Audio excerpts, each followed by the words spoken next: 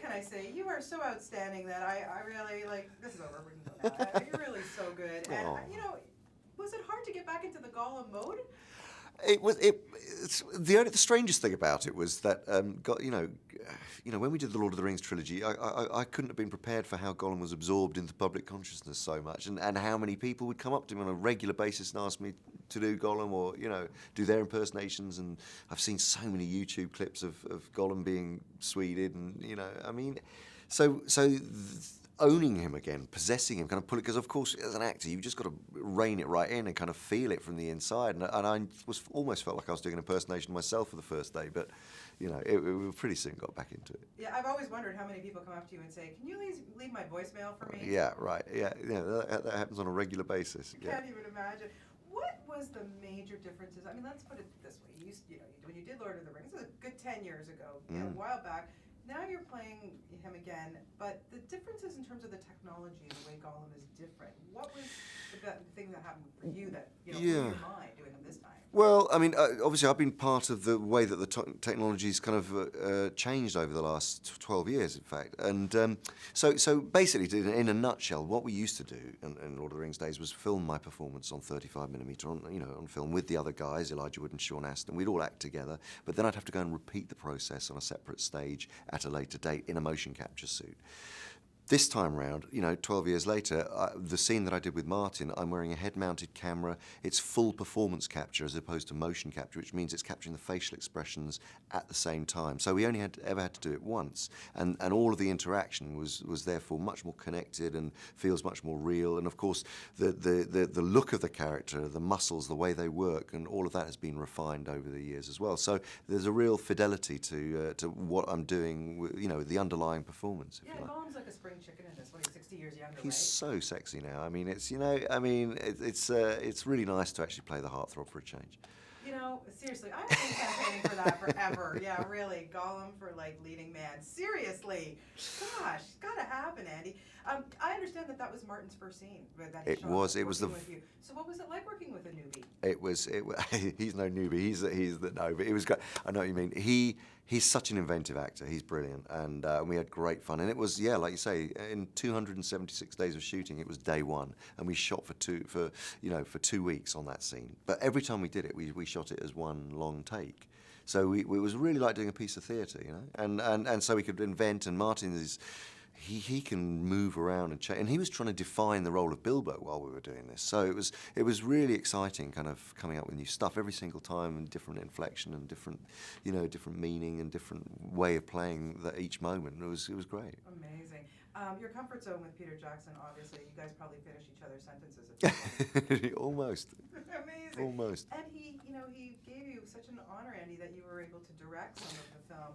Tell me about that. And wow, what an amazing experience. Yeah, it was. I mean, he's known that I wanted to direct for quite some time, and I was, I've, over the years, I've been directing video game projects and short films in the theatre, and was just about to start off directing my first feature when he said, "Look, will you come down and do the second unit on this? It'll give you a great experience." And my God, did it ever. I mean, it was like 200 days of shooting with the most extraordinarily kind of developed technology and a huge crew and great cast and shooting aerials and battle sequences, and as well as drama, and I mean, it was couldn't have wished for more. Wow, so I think we have a director on this now? Well, that's certainly what I'm heading for. I mean, I have a studio in London now, the Imaginarium, which is a performance capture studio, which also is a development company where we're creating our own projects. So that's one of the next thing I'm doing, actually. Oh, good. I look forward to that for sure. How does the shooting in the frame rate and the 3D, how does that affect your performance, or does it? As an actor, it doesn't really affect your performance at all, actually. As obviously on the directorial side, there are considerations in terms of with 3D, how conservative or lavish you want to be with having things jump out at the screen. You can control the stereography, so things can either have depth and you go into the scene, or have things jump out at you. For instance, stunts. Battle sequences. You can't fake punches, and because you can see the air between the actors, so everything's full contact now with 3D. I mean, there are certainly from a directorial point of view, there are considerations. Oh, I can imagine. Yeah. What was the most challenging thing for you as a director working on this one? Wow, I have to say, probably it was the logistics of every day, a moving schedule.